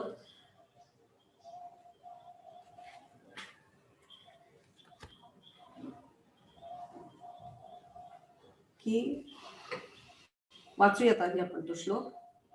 यस्मात्क्षरमतीतोऽहं क्षरादपि चोत्तमः तोऽस्मि लोकवेदे च प्रथिता पुरुषोत्तमः. मी च्युत आणि अच्युत यांच्याही अतीत आहे, दिव्य आणि सर्वश्रेष्ठ असल्यामुळे या जगतामध्ये तसेच वेदांमध्ये पुरुषोत्तम म्हणून प्रसिद्ध आहे. तर या ठिकाणी आपल्याला कळून येतं की भगवंताची किती सर्वश्रेष्ठ पोझिशन आहे, त्यांची स्थिती किती सर्वोच्च आहे. आणि या ठिकाणी भगवंत सांगतात की हे जे च्युत आणि अच्युत म्हणजे क्षर आणि अक्षर असे जे जीवात्मे आहेत, त्यांच्यापेक्षा त्यांच्या पलीकडे भगवंत आहेत. त्यांची स्थिती ही सर्वोच्च आहे आणि जगतामध्ये आणि वेदांमध्ये पुरुषोत्तम म्हणून साठी भगवंत प्रसिद्ध आहे. या ठिकाणी भगवंत स्वतःबद्दलची जी पोझिशन आहे ती अतिशय सुंदर रीतीने स्पष्ट करत आहे. या ठिकाणी अनमोल शिकवण जी आपल्याला मिळते तर ती ही आहे की जरी आपल्याकडून चुका होणे स्वाभाविक आहे, तरी पुरुषोत्तम भगवंताची जर आपण शरण घेतली, सर्वोच्च व्यक्तिमत्वाची पुरुषोत्तमाची आपण जर शरण घेतली, तर आपले जीवन देखील आपण उत्कृष्ट करू शकतो. या ठिकाणी भगवंत आशावाद आपल्याला हा देत आहेत की जरी आपण च्युत असलो किंवा जरी आपले या भौतिक जगामध्ये पतन झालेलं असलं, तरी योग्य मार्गाचा आपण अवलंब केला, भगवंतांच्या संदेशाचं ग्रहण करून आपण जर योग्य मार्ग अवलंबला, तर हे जीवन देखील आपण यशस्वी करू शकतो. तर याच्यातून जी अनमोल शिकवण आहे ती थोडक्यात आपण बघतोय की वेदांमधील गोपनीय ज्ञान हे आहे की श्रीकृष्णच परम पुरुषोत्तम भगवंत आहेत, श्रीकृष्णच परम पूजनीय आहेत. या सूत्रांचे सदैव स्मरण केल्याने जीवन यशस्वी होईल. तर हे जेव्हा आपण स्मरणात ठेवू की हे गोपनीय ज्ञान जे आहे ते आपण घेऊ की श्रीकृष्णच परम पुरुषोत्तम आहेत, तेच सर्वांचे स्रोत आहेत आणि श्रीकृष्णच परम पूजनीय आहेत, या सूत्रांचे जर आपण सदैव स्मरण केले, सदैव ही गोष्ट जर आपण लक्षामध्ये ठेवली, हृदयामध्ये कोरली, तर आपले जीवन खऱ्या अर्थाने यशस्वी बनेल. तर श्लोक क्रमांक 19 मध्ये आपण बघतो आहोत, यो मामेव सम्मूढो जानाति पुरुषोत्तमं स सर्वविद भजन्ति मा सर्वभावेन भारत. अर्थात जो मला संशय रहित होऊन पुरुषोत्तम भगवान म्हणून जाणतो तो सर्वज्ञ होय. म्हणून हे भारता, तो माझ्या भक्तीमध्ये पूर्णपणे संलग्न होतो. तर या ठिकाणी आपण बघतोय की भगवंत अशा व्यक्तीबद्दल बोलत आहेत की जो मला संशयरहित होऊन, भगवंतांनी जे ज्ञान आपल्याला दिलेलं आहे भगवद्गीतेमध्ये, भागवतामध्ये, तर त्या ज्ञानाला आपण संशयरहित होऊन स्वीकारलं पाहिजे. आणि अशी प्रवृत्ती आपली वाढीला लागली पाहिजे की निसंशय होऊन जेव्हा आपण हे ज्ञान स्वीकारतो आणि भगवंताला परमोच्च भगवंत म्हणून जाणतो, तोच सर्वज्ञ होय. म्हणजे सर्व ज्ञान त्याला प्राप्त झालेलं आहे आणि तो सर्वोच्च अशा व्यक्तिमत्वाचं ज्ञान ज्याला प्राप्त झालेलं आहे, तर तो व्यक्ती भक्तीमध्ये पूर्णपणे संलग्न होतो. म्हणजे भगवंताची स्थिती आपण जेव्हा जाणतो आणि आपली स्थिती आपण जेव्हा जाणतो की भगवंत स्वामी आहेत, मी त्यांचा शाश्वत दास आहे आणि हे जग मिथ्या आहे, हे जग प्रतिबिंब आहे, हे भौतिक जग, आणि ज्या ठिकाणी आपण ज्या ठिकाणाहून आपण आलेलो आहोत ते खरं वास्तविक अध्यात्म जगामध्ये आपल्याला परतीचा मार्ग आपल्याला मिळालेला आहे. तर त्यानुसार आपण भगवंताच्या संदेशानुसार जेव्हा आपलं जीवन व्यतीत करू, त्यावेळेला खऱ्या अर्थानं आपण यश प्राप्त केलं असं म्हणावं लागेल. आणि अशा व्यक्ती ज्या जाणतात, संशयरहित होऊन जाणतात की भगवंत पूर्ण पुरुषोत्तम भगवंत आहेत, तर त्या व्यक्तीला भगवंतांनी खूप ग्लोरिफाय केलेलं आहे आणि ती व्यक्ती भक्तीमध्ये पूर्णपणे संलग्न होऊ शकते. तर या श्लोकामध्ये आपण विस्तृतपणे पाहिलं. तर आपण सारांश पाहूयात की आपण या 15व्या अध्यायामधून काय काय शिकलो. तर श्लोक क्रमांक 1 ते 5 मध्ये आपण पाहिलं की आपण या शरीराला बघितलं की एका हॉटेलमधल्या खोलीची उपमा दिलेली होती आणि आपण हे पाहिलं की भौतिक जग कसं अस्थायी आहे आणि हे टेम्पररी आहे. सगळ्या गोष्टी यातले सुख दुःख हे याच्याप्रमाणे आहेत, एका कमळाच्या याच्याप्रमाणे आहे की त्याचा काही हे नाहीये. काय म्हणतो आपण, कमल ज्याला जीवन तलमल, आपलं जीवन हे कमलदळाच्या त्या पाण्याच्या थेंबाप्रमाणे आहे. पण आपण हेही पाहिलं की ज्यांना हे समजेल की आध्यात्मिक जगत हे स्थायी आहे आणि शाश्वत निवास आहे, तो हे समजेल की तोच वेदांचा ज्ञाता आहे. त्याच्यानंतर दुसऱ्या भागामध्ये आपण बघितलं की परमधामाची जी वैशिष्ट्य पाहिली की या धामामध्ये भौतिक जग हे अस्थायी आहे आणि दुःखांनी भरलेलं आहे, क्लेश आहेत या ठिकाणी. आणि आध्यात्मिक जगाची वैशिष्ट्य आपण पाहिलं की ज्या ठिकाणी सच्चिदानंद असं सगळं रूप आहे, त्या ठिकाणी प्रत्येक गोष्ट चिन्मय आहे. आणि त्याच्यानंतर त्या जगाची वैशिष्ट्य म्हणजे तिथं सदैव व्यक्ती भगवंताच्या समवेत त्या आनंदाची काय म्हणतो आपण अनुभूती घेऊ शकतो. आणि एक छोटस गीत या ठिकाणी मी ऐकलं होतं, ज्या वेळेस मी एका लेक्चरमध्ये ऐकत होते 15व्या अध्यायाबद्दलचं अध्ययन करण्याकरता. तर ते श्री चैतन्य प्रभूजींनी हे गीत गायलं होतं की जे फिल्मी सॉन्ग असून सुद्धा या अध्यायाशी किती निगडीत आहे आपण बघू शकतो की तू आ चल के तुझे कभी लेके चलूं ऐसे गगन के तले जहां गम भी ना हो आंसू भी ना हो, बस प्यार ही प्यार पले, बस प्यार ही प्यार पले. तर हे जे आहे, ही जी शब्द आहेत, ही जी भावना आहे, ती आपल्या हृदयामध्ये कशी काय येऊ शकते? त्याला कारण आहे, आपण भगवंतासोबत होतो. आपला आत्मा जो आहे, आपण भगवंतासोबत होतो. आपण त्या आनंदाचा, त्या वैकुंठ स्थितीचा, त्या दुःखविरहित स्थितीचा आपण अनुभव घेतलेला आहे. परंतु काही कारणास्तव आपण या भौतिक जगामध्ये आलेलो आहोत आणि आपल्या आत्म्याची ती ओढ आहे की आपल्याला परत त्या आनंदाची प्राप्ती करायची आहे. तर तो आनंद आपल्याला कशा पद्धतीने प्राप्त होईल? ज्या वेळेला आपण भगवंतांना संतुष्ट करू, त्यांनी दिलेल्या मार्गाचा अवलंब करू, त्यावेळेस आपल्याला ते परमधाम स्थिती किंवा परमधाम आपल्याला प्राप्त होऊ शकेल. मग या ठिकाणी आपण बघितलं त्या दुसऱ्या परमधाम या विभागामध्ये की श्रीकृष्णांशी विस्मृतीत गेलेला आपला संबंध आपण पुन्हा प्रस्थापित कशा पद्धतीने करायचा त्याचं विवेचन आपण या ठिकाणी बघितलेलं आहे. त्याच्यानंतर भगवंत कसे पोषण करत आहेत की शरीराचंच पोषण ते करत नाहीत तर आत्म्याचं आपल्या मनाचं देखील पोषण ते करत असतात. चौथ्या विभागामधला सारांश आपण पाहिलेला होता की अच्युत सदैव श्रीकृष्णांच्या संगतीची आशा कसे करतात. भक्त हे सदैव श्रीकृष्णांच्या संगतीची आशा करत असतात आणि सदैव ते धामामध्ये निवास करत असतात. त्याच्यानंतर अच्युत जीव जे चुका करणारे आपल्यासारखे जे जीवात्मे आहेत तर ते सुद्धा या प्रोसेसचा मार्ग अवलंबून भगवंताच्या संदेशाचा मार्ग अवलंबून कशा पद्धतीने एक शाश्वत जिथून आपण आलेलो आहोत त्या आपल्या स्वधामामध्ये कशा पद्धतीने जाऊ शकतात तो मार्ग म्हणजे भक्ती मार्ग आहे. तर त्या मार्गाचं आपण आतापर्यंत अध्ययन केलेलं आहे. तर या भौतिक जगामधून आपल्याला त्या जगामध्ये कसं जायचं तेही भगवंतांनी या ठिकाणी आपल्याला सांगितलेलं आहे. तर भौतिक जगात स्वतंत्र भोग करण्याच्या इच्छेमुळं आपलं जे पतन झालेलं आहे त्याच आपल्या इच्छेला आपण कशा पद्धतीने परिवर्तित करू शकतो आणि आपण यशस्वी कसं बनवू शकतो ते या विभागामध्ये आपण पाहिलं. आता आणि त्याच विभागामध्ये आपण पाहिलं की भगवंत हे च्युत आणि अच्युत म्हणजे क्षर आणि अक्षराच्या ही पलीकडे कसे आहेत. सर्वोच्च त्यांचं जे स्थान आहे परम पुरुषोत्तम भगवंत त्यांचं जे स्थान आहे ते आपण या ठिकाणी पाहिलं. तर खूप खूप धन्यवाद.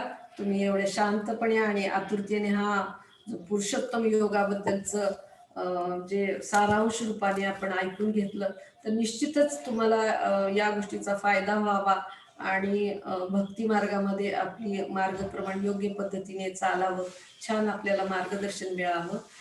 त्यासाठी आपण भगवद्गीतेचा हा जो अध्याय आहे तो लक्षपूर्वक वाचन करा. भगवद्गीता पूर्ण जशी आहे तशी जी प्रभुपादांनी आपल्याला दिलेली आहे त्याचे तात्पर्य वाचण्याचा आपण प्रयत्न करा हीच आपल्याला सर्वांना विनंती आहे. आणि एक श्लोक फक्त शेवटी सांगायचा आहे की या अध्यायामधून आपण हे जाणून घेतलं की एकम शास्त्र देवकी पुत्र गीतम एको देव देवकी पुत्र एवं एको मंत्र तस्य नामानि ज्ञानी कर्मापेकम नस्य देवश्च सेवा. म्हणजे वर्तमान काळामध्ये लोक एकच शास्त्र एकच परमेश्वर एकच धर्म आणि एकच व्यवसाय असण्यासाठी अत्यंत उत्सुक आहेत. म्हणून एकम शास्त्र देवकी पुत्र गीतम अखिल विश्वाकर्ता भगवद्गीता हे एकच शास्त्र आहे आणि एको देव देवकी पुत्र गीत एव म्हणजे अखिल विश्वाकर्ता श्रीकृष्ण हे एकच परमेश्वर आहेत परम पुरुषोत्तम भगवंत. एको मंत्रस्य नामानी एकच मंत्र आहे एकच प्रार्थना आहे हरे कृष्णा कृष्णा कृष्णा हरे हरे हरे राम राम राम हरे हरे. आणि एक कर्मोपेकम कस्य देवस्य सेवा म्हणजे सर्वांसाठी एकच कर्म असावे ते म्हणजे भगवंताची भक्तिमय सेवा. तर हा जो सार होता हे जे गीतेचा सार होता तो या अध्यायातून आपण जाणून घेतलेला आहोत. तर सगळ्यांना खूप धन्यवाद. आणि कोणाला जर काही प्रश्न असतील या संदर्भामध्ये किंवा कोणाला काही कमेंट्स करायचे असतील तर कृपया तुम्ही विचारू शकता. हरिबोल. हरिबोल. खूप छान लेक्चर दिले माताजी. तर कोणाला प्रश्न काही विचारण्यासाठी एक अनम्यूट ची फॅसिलिटी आपण देत आहोत. एक मिनिट. हा आता प्रश्न कोणाचे काही असतील तर विचारू शकता. सर्वांना अनम्यूट केले आहे.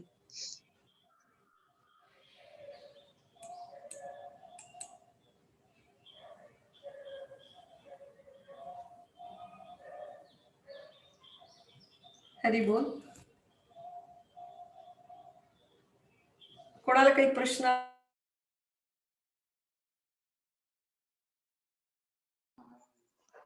हरिबोल माताजी. खूप छान झालं लेक्चर तुमचं. ऐकूच येत नाही त्यांचंच म्यूट झालं.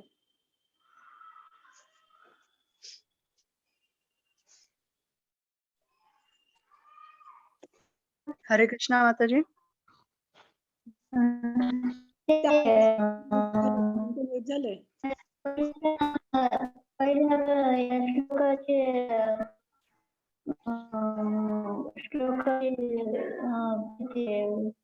शिकवण कोणती आहे? पवित्र लीला माताजींचा आवाज येत नाहीये. हा त्या म्यूट झाल्या. हा, हरे कृष्ण माताजी, आता बोलू शकता. हरी बोल. माझे लेक्चर खूप छान झाला तुमचं. थँक्यू माताजी, तुम्ही खूप उत्तम श्रोते आहात. तुमच्या मनाचा मोठेपणा आहे. मी प्रयत्न करते. नंददुलाल प्रभूजींचं खूप छान आहे. मार्गदर्शन मी आहे. तिथं पोहोचूच शकत नाही.